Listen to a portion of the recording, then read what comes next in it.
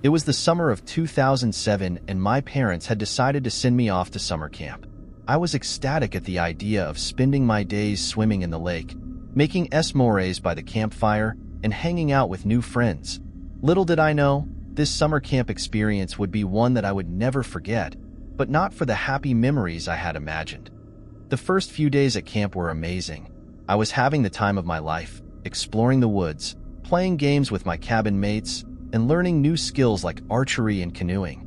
But one night, everything changed. It was a hot and humid night, and my cabin mates and I were struggling to fall asleep. The rustling of leaves from the trees outside and the chirping of crickets seemed to be amplified in the silence of the night. Suddenly, we heard a loud, blood-curdling howl coming from the woods. We all sat up in our beds, trying to figure out what it was.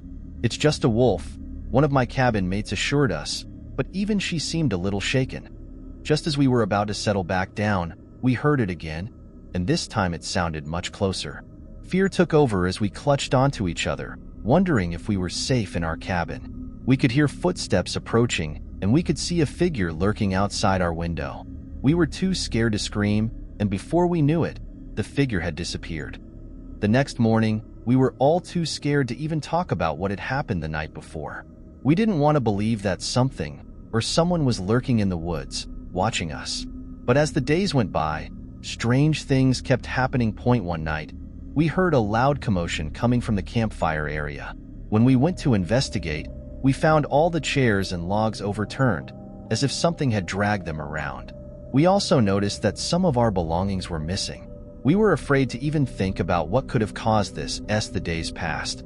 More and more campers and counselors started to experience strange occurrences. Some claimed to have seen shadows watching them, while others heard whispers in the night. One girl even woke up to find all her belongings scattered around her bed, as if someone had been looking through them. Camp counselors and staff tried to reassure us that these were just pranks being played by other campers, but deep down we knew there was something more supernatural happening. Our once happy and carefree camp atmosphere had turned into a place of fear and unease. One evening, a group of us decided to sneak out of our cabins and explore the summer campgrounds. We wanted to try and find any evidence of what could be causing these strange occurrences. As we walked through the woods, we came across an old cabin that looked abandoned. We cautiously approached it, and as we peered through the windows, we saw a figure in the darkness staring back at us. We all screamed and ran back to our cabins, not knowing what else to do. The next morning, when we told the camp counselors what had happened, they laughed it off and told us that the cabin was just used for storage and there was no way anyone could have been living there. But we couldn't ignore the feeling that we were being watched. We started to see the figure more often, sometimes standing outside our cabins, and it always seemed to be getting closer. We didn't know what it wanted, but we were afraid that it was after us. Finally, one night, one of the counselors came clean and told us the truth. There had been a young girl who used to attend the camp, but unfortunately, she had drowned in the lake. Her ghost was said to haunt the summer camp, looking for the friend she had lost and trying to relive her summer camp memories. We were all scared, but also sad for the little girl who just wanted to enjoy her summer camp experience like we had. From that night on, we left out extra s'mores for her and tried to communicate with her spirit through Ouija boards. As the end of summer camp drew near, we all promised to never forget the little girl and the strange occurrences that happened during our stay. Even though it was a terrifying experience, it brought us all closer together and taught us to never take anything for granted. Since then, I have never looked at summer camp the same way. Whenever I hear the sound of a howling wolf or footsteps outside my window at night, I can't help but wonder if it's really just a prank or something more supernatural. But one thing's for sure, that summer camp experience will always be etched in my memory, hauntingly real and unforgettable.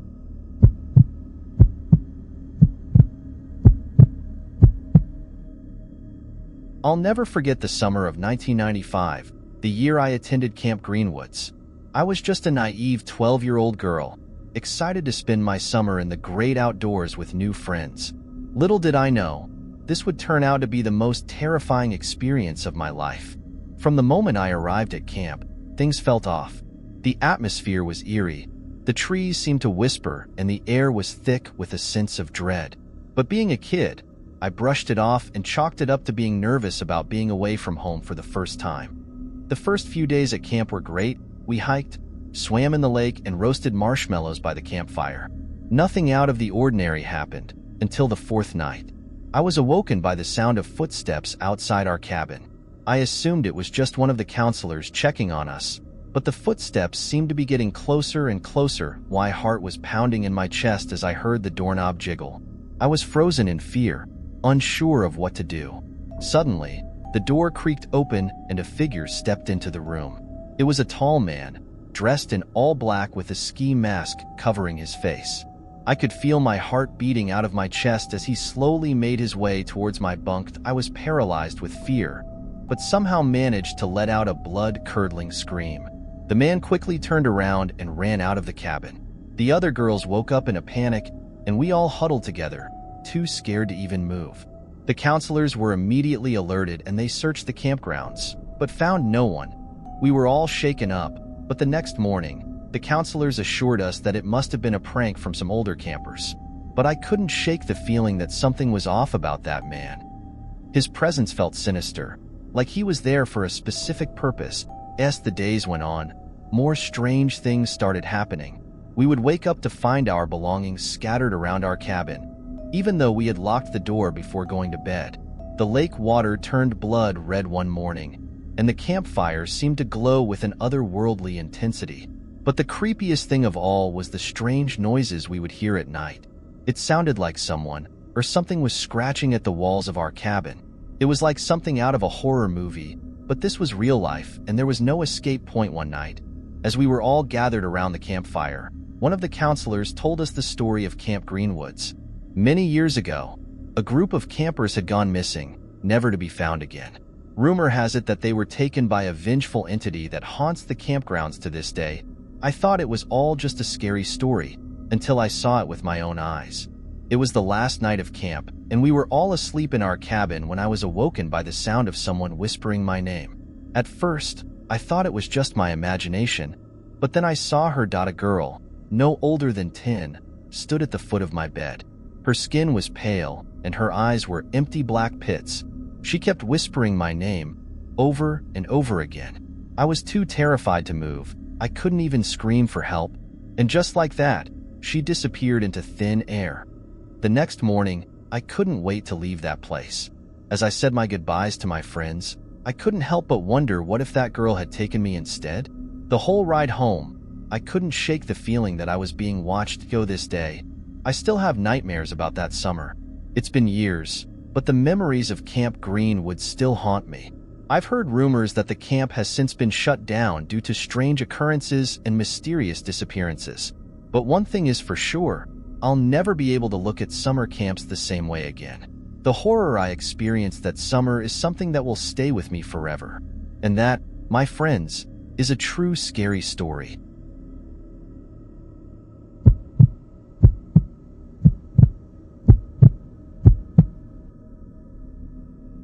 It was the summer of 1998 and I was 11 years old. My parents had signed me up for a week-long summer camp in the woods, promising me an adventure I would never forget. Little did they know, they were sending me straight into a nightmare. The first day at camp seemed like any other summer day. We were divided into groups and assigned to cabins.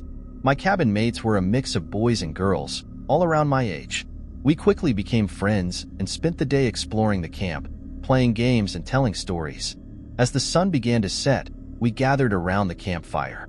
Our counselors told us ghost stories, and I couldn't help but feel a chill run down my spine. I laughed it off, thinking it was just the creepy atmosphere of the woods. But that night, something strange happened. I woke up to the sound of footsteps outside our cabin. I thought it was one of my cabin mates trying to pull a prank, but when I looked out the window, I saw a figure standing in the darkness. It was tall and lean, with glowing red eyes. I could feel its gaze on me, and I quickly shut the window and hid under my covers. The next morning, I told my friends about what I saw, but they brushed it off as a dream. I tried to convince myself it was just my imagination playing tricks on me, but deep down, I knew it was real. As the days went by, strange things continued to happen. We would hear footsteps and whispers at night, and some of my friends claimed to have seen the same figure I saw that first night. Our counselors assured us it was just our overactive imaginations, but I couldn't shake off the feeling that something was off about this camp.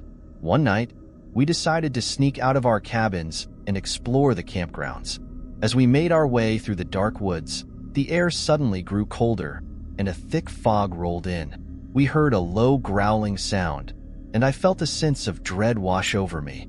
We quickly turned back, but not before catching a glimpse of the figure with the glowing red eyes, standing at the edge of the woods.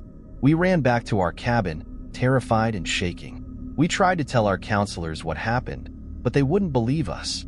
They told us we were just making up stories to scare ourselves. But that night, things took a turn for the worse. One of our cabin mates went missing. We searched the entire camp, but she was nowhere to be found. The counselors called the police, and they searched the woods but found no trace of her. We were all shaken and scared, wondering what could have happened to her. The next morning, we found her backpack outside our cabin, torn and covered in claw marks. That was when we knew we had to get out of there. We begged our parents to come pick us up, but they thought we were just homesick. We were on our own, and the camp staff refused to believe us. That night, we all huddled together in one cabin, too scared to even sleep. But then we heard it, the low growling sound, getting closer and closer. We could see the figure outside, its red eyes glowing in the darkness. We screamed and huddled closer, praying for morning to come. When the sun finally rose, we ran out of that camp as fast as we could. We never looked back. It wasn't until years later that we found out the truth. The camp was built on an old Native American burial ground, and the figure we saw was the vengeful spirit of a shaman who was buried there. To this day, I can't go near a camp without feeling a shiver down my spine. I know what happened that summer was real, and I will never forget the horror we experienced in that cursed summer camp.